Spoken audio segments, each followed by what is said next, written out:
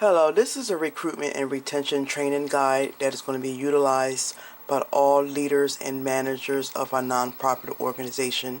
The purpose of this guide is to give everyone's some techniques as well as tools that will be beneficial in order for us to ensure that everyone's some techniques as well as tools that will be beneficial in order for us to ensure that we not only recruit volunteers but also keep them for the longevity of our organization.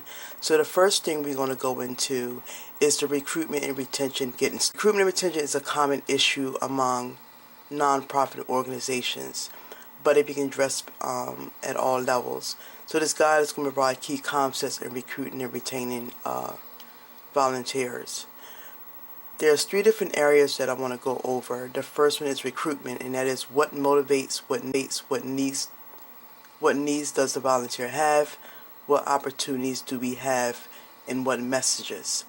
The second is recognition. It's one of these things we have to make sure is we recognize our volunteers for the amount of work that they do, their commitment, as well as their longevity with the organ. And next is retention. We have to make sure we're doing everything in our power to ensure that we are retaining our volunteers, since this is a common issue as far as finding volunteers. As of right now, for what I've found, there are some volunteers that are actually our favorites. So it's kind of harder to find and retain volunteers. Next is, of course, recruitment strategies. So the first thing we have to look at is who can we recruit, and that is we have to look at the different age groups.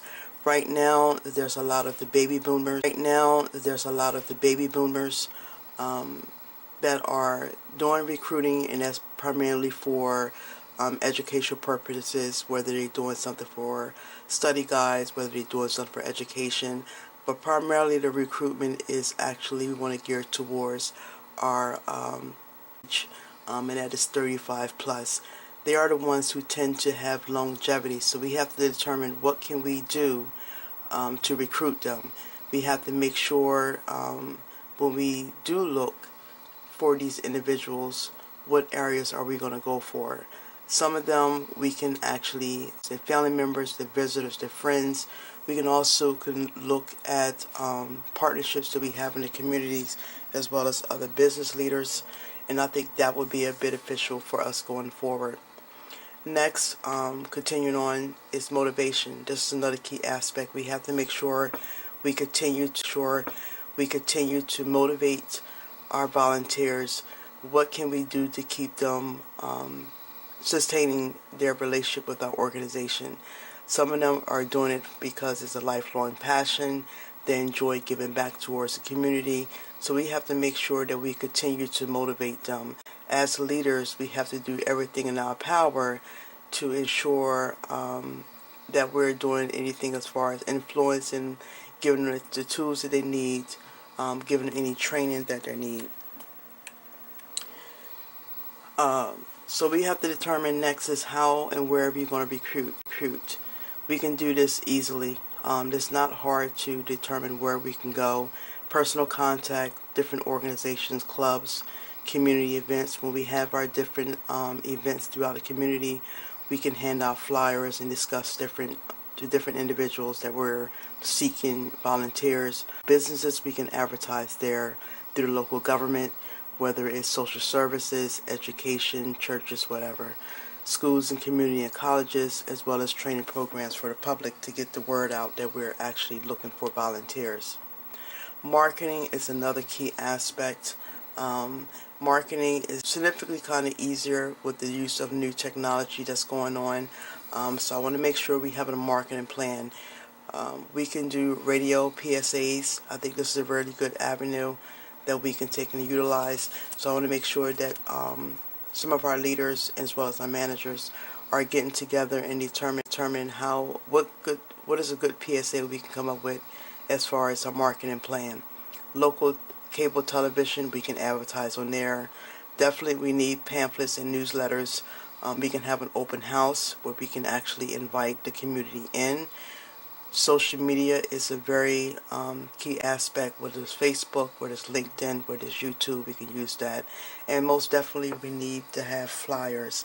Although we have our newsletter, I think we need to have flyers that are sent out on a monthly basis, and we can spread those out in the community when we go out and do our different community events. Networking. This is another avenue where we can reach out to community as far as getting volunteers. Again, when we do our community events, we can go through education. When we have our events at schools, we have our events at churches, different businesses, wherever we go in the community, we can reach out and network amongst other individuals, including other nonprofit organizations, to determine who and how we can retain our volunteers. Another thing is we have to make sure with training. Some volunteers have been doing it for a while, so they significantly know, but we have some who have not volunteered, so we have to make sure that we train them on leadership. We might have senior volunteers. We might ask them to train some of our younger volunteers. What are our best practices as far as training? Management also needs to be involved, and also relationships. We have to make sure that we train these volunteers on what type of relationships we're looking for as far as the community, because one of the key things is our image and how we stand out in the community. This is one of the areas I think a lot of nonprofit organizations have one of the issues with, and that is retaining volunteers. So we have to take a hard good look at inside of what we're doing, that we keeping our volunteers and not having them stay with us, and not having them stay with us for a short period of time, and they're seeking to leave, whether it be a financial aspect or whatever the issue may be. We have to make sure we take key steps into retaining our volunteers. And one of the things is, why do they volunteer? The desire, they like to help people in needs. Some are actually through community partnerships. Some are social opportunities, meaning they may be a school, they may be part of their residency, part of their dissertation, whatever the case may be, or they want to just be part of a team. Some people just like enjoy volunteering. Retention is, again, why do they stay? What are the key aspects of volunteers and why do they stay? Maybe satisfaction as far as helping, like again, those in the community. Some people enjoy helping those in poverty, whether it be homeless, whether it be single moms, abusive mothers, whatever the case may be. Whatever the organization is, we need to try to attract those type of volunteers.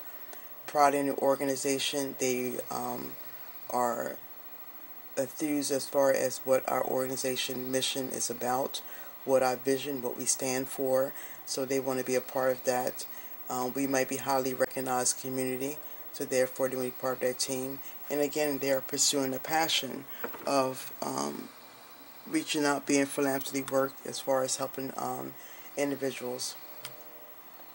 And another part of that is, why do they leave? There could be several reasons why they leave. It can be financial. Some of the leaders may have poor attitudes. They may deter individuals away. Internal conflict. They might have another issue with another volunteer. Time constraints. Some people maybe only can do it for a short period of time, whether because they're on break from school or whatever the case may be. Some of them might require training for a particular position as far as volunteer, or the availability of the jobs. They might be doing it until they seek actual paid employment. So we have to look at all these avenues and determine what can we do to retain the volunteers. What we have to determine next is steps to keep the volunteers. So we have to follow through on initial contact. When we meet with these volunteers, we have to determine what are their interests, what are their goals, what do they want to do. Whether or not we have a mentoring program, I think it'd be beneficial if each one of us get together and mentor these volunteers. We have to get involved in new members. We have to recognize their work, and we definitely have to provide some type of incentive programs to show them that we appreciate the work that they're doing, their dedication, their time. Most people actually stay with you if they know they're being recognized for a job well done.